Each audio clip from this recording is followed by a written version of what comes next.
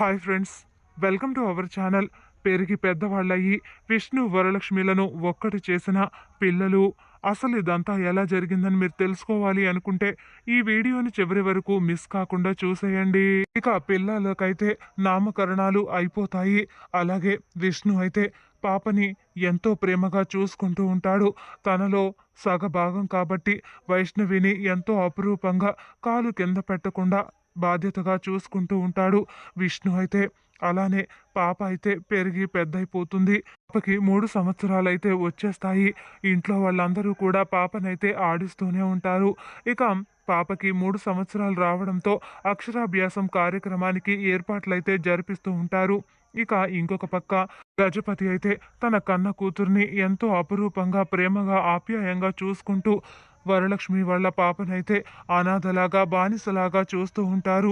కనీసం ఒక మనిషిలా కూడా చూడకుండా కేవలం ఐశ్వర్యకు నీడలాగా మాత్రమే ఛాయనైతే చూస్తూ ఉంటారు. దాంతో ఛాయ అయితే చాలా బాధపడిపోతూ ఉంటుంది తన పరిస్థితినైతే చూసి. ఇక ఐశ్వర్యకి బొమ్మలు తెచ్చినా కూడా ఛాయకి ఏమీ ఇవ్వకపోవడంతో దిగులుగా కూర్చొని ఉంటుంది. ఇక గజపతి దగ్గర పనిచేసే అతనైతే పాత బొమ్మలు పడేయమని చెప్పడంతో ఆ బొమ్మలను తీసుకువెళ్ళి ఛాయకైతే ఇచ్చి సంతోష పెడుతూ ఉంటాడు. కాస్తో కూస్తో అతనే పాపని జాగ్రత్తగా చూసుకుంటూ ఉంటాడు. తనకు ఈ పరిస్థితి వచ్చినందుకు తాను కూడా బాధపడిపోతూ ఉంటాడు. ఇక 3 సంవత్సరాలైతే రావడంతో గజపతి వాళ్ళ కన్న కూతురికి అక్షరాభ్యాసం జరిపించాలి అనుకుంటాడు.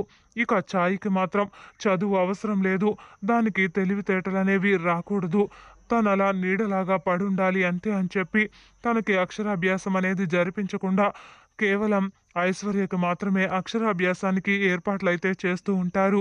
ఇక విష్ణు వైష్ణవిని తీసుకొని అక్షరాభ్యాసం కోసం గుడికైతే వస్తాడు. అదే గుడికి గజపతి తన కన్న కూతురు అక్షరాభ్యాసం కోసం వస్తాడు. వాళ్ళతో పాటు ఛాయ మరియు పనతను వాళ్ళు కూడా అక్షరాభ్యాసం కోసం గుడికైతే వస్తారు. ఇక పక్క పక్కనే కూర్చొని పిల్లలకి అక్షరాభ్యాసం అయితే జరిపిస్తూ ఉంటారు.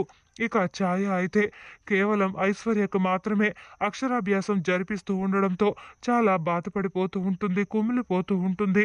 తనకు ఇలాంటి పరిస్థితి వచ్చిందేంటి, నాకు నా తల్లిదండ్రులు ఉండుంటే ఇలా జరిపించేవాళ్ళు కదా అని ఊహించుకుంటూ ఉంటుంది ఛాయ అయితే. ఇక ఇంకొక పక్క విష్ణు అయితే తన కన్న కూతురు వైష్ణవికి ఎంతో ప్రేమతో అపురూపంగా అక్షరాభ్యాసం అయితే జరిపిస్తూ ఉంటాడు. ఇక ఇంకొక పక్క అయితే లక్ష్మి అయితే క్యాటరింగ్ బిజినెస్ పెట్టుకొని తన బతికేదో బతుకుతూ ఉంటుంది, తన బాధలేవో పడుతూ ఉంటుంది. ఇక అదే గుడికి వరలక్ష్మి కూడా దేవుడు దర్శనం కోసం అయితే వచ్చేస్తుంది. ఇక వైష్ణవికి మరియు ఐశ్వర్యకైతే అక్షరాభ్యాసం కార్యక్రమం పూర్తయిపోతుంది. ఇక విష్ణు అయితే వైష్ణవిని పలకలైతే నీకు కనిపించిన పిల్లలకి ఇవ్వమని చెప్పి పంపించేస్తాడు. ఇక తనకు అక్షరాభ్యాసం జరిపించలేదని చెప్పి బాధలో ఉన్నటువంటి ఛాయ అయితే కారు దగ్గరే దిగులు పడుతూ ఉంటుంది. అప్పుడే అక్కడికి వైష్ణవి అయితే ఛాయ దగ్గరకు వెళ్ళి తన చేతిలో ఉన్నటువంటి పలకను తీసి ఛాయకైతే ఇస్తూ ఉంటుంది. ఇకప్పుడు ఛాయ అయితే నాకు ఈ పలకతో అవసరం ఏముంది, నాకు అక్షరాభ్యాసం జరిపించలేదు, నేను చదువుకోవడానికి వీల్లేదు అని చెప్పి అంటూ ఉండడంతో వైష్ణవి అయితే అలా ఏం కాదు, అక్షరాభ్యాసం జరిపించకపోయినా మనం చదువుకోవచ్చు, నువ్వేమీ దిగులు పడకు, ఈ పలక తీసుకో అని చెప్పి పలకనైతే వైష్ణవి ఛాయకైతే ఇచ్చేస్తుంది. ఇకప్పుడు ఛాయ అయితే వైష్ణవికి తనకి ఏదో బంధం ఉందని, మన ఇద్దరం చూడటానికి ఒకేలా ఉన్నాము అని ఇద్దరు అయితే మాట్లాడుకొని మన ఇద్దరం ఎప్పటికీ ఫ్రెండ్స్గానే ఉందామని చెప్పి కౌగిలించుకుంటూ ఉంటారు. ఇక వరలక్ష్మి అయితే అటుగా వెళ్తూ వాళ్ళిద్దరిని చూసి షాక్ అయిపోయి అలానే చూస్తూ ఉండిపోతుంది.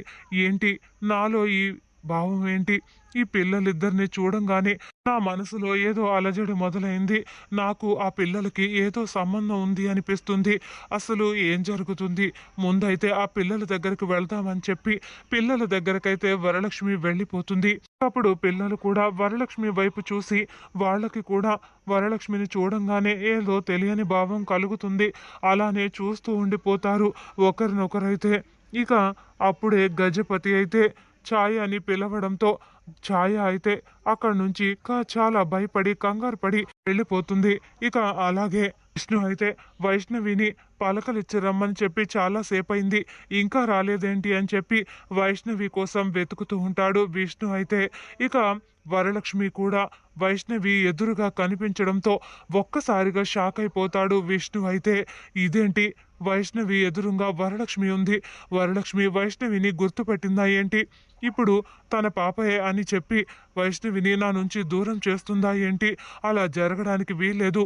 వరలక్ష్మికి వైష్ణవి తన పాపే అని నిజం తెలియకముందే నేను వైష్ణవిని తీసుకొని ఇక్కడి నుంచి వెళ్ళిపోవాలి అని చెప్పి విష్ణు అయితే అనుకుంటూ ఉంటాడు. ఇక వరలక్ష్మి మరియు వైష్ణవిలైతే ఒకరినొకరు చూసుకుంటూ ఉంటారు. ఇంతలో విష్ణు అయితే పక్కన ఉన్న వాళ్ళ చేత వైష్ణవినైతే పిలిపిస్తాడు. ఇక వాళ్ళైతే వెళ్ళి అమ్మ నిన్ను మీ డాడీ పిలుస్తున్నాడు అని చెప్పడంతో వెంటనే వైష్ణవి అయితే విష్ణు దగ్గరికి వెళ్ళిపోతుంది. ఇక విష్ణు అయితే అందరికీ కూడా వరలక్ష్మి ఈ గుడిలోనే ఉంది, వెంటనే మనం ఇక్కడి నుంచి వెళ్ళిపోవాలి, వైష్ణవిని ఎట్టి పరిస్థితుల్లోనూ వరలక్ష్మి చూడటానికి వీల్లేదు అని చెప్పి విష్ణు అయితే తిరిగి ఇంటికి బయలుదేరతాడు.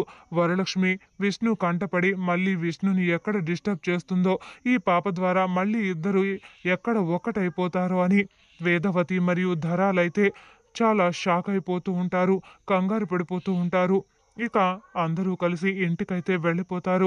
ఇక వరలక్ష్మి కూడా చాలా బాధగా మళ్ళీ తన గతం గుర్తుకొచ్చి కుమిలిపోతూ తిరిగి ఇంటికైతే వెళ్ళిపోతుంది. అలాగే గజపతి వాళ్ళు కూడా వాళ్ళ కన్న కూతురు ఐశ్వర్యకైతే అక్షరాభ్యాసం పూర్తయిపోవడంతో ఇక అందరూ కలిసి తిరిగి ఇంటికైతే వెళ్ళిపోతారు. ఇక అలాగే కొన్ని రోజులు గడిచి పిల్లలిద్దరూ కూడా ఈ పెద్దవాళ్ళైపోతారు. ఇక వైష్ణవి అయితే విష్ణు దగ్గర పెరుగుతూ ఎంతో సంతోషంగా ఉంటుంది. ఇక ఛాయ అయితే గజపతి వాళ్ళింట్లో అనాథలాగా అనిసలాగా బతుకుతూ తన జీవితం ఇలా ఎందుకు అయ్యింది అని చెప్పి కుమిలిపోతూ ఉంటుంది. ప్రతి క్షణం కూడా తను తప్పించుకొని బయటికి వెళ్ళటానికి గజపతి వీలు లేకుండా చేస్తాడు. కాబట్టి చేసేదేమీ లేక బానిసలాగే బతుకుతూ ఉంటుంది. ఛాయ అయితే ఆ గజపతి ఇంట్లో పనిచేసే అతనే ఛాయని అపురూపంగా చూసుకుంటూ ఉంటాడు. ఇక ఛాయ కూడా తనకు ఏ బాధ వచ్చినా కూడా తనతోనే పంచుకుంటూ ఉంటుంది. ఇక గజపతి ఐశ్వర్య వాళ్ళతో కలిసి బయటికి వెళ్ళినప్పుడు ఛాయకైతే అనాథ శరణాలయం ఆవిడ కనిపించడంతో ఈ పాపని తను అక్కడే తీసుకున్నాడని గజపతి ఆమె మాట్లాడుకోవడంతో తెలుసుకొని తను అనాథనని తెలుసుకొని దాని ద్వారా తన తల్లిదండ్రులు విష్ణు వరలక్ష్మి అనే విషయాన్ని తెలుసుకుంటుంది. ఇక ఇంకొక పక్క వైష్ణవి కూడా పెరిగి పెద్దదైపోవడంతో తనకి తల్లి అవసరం ఏర్పడి ఎలాగైనా విష్ణుకి తన తల్లి వరలక్ష్మితో ఒక్కటి చేయాలి అని అనుకుంటూ ఉంటుంది.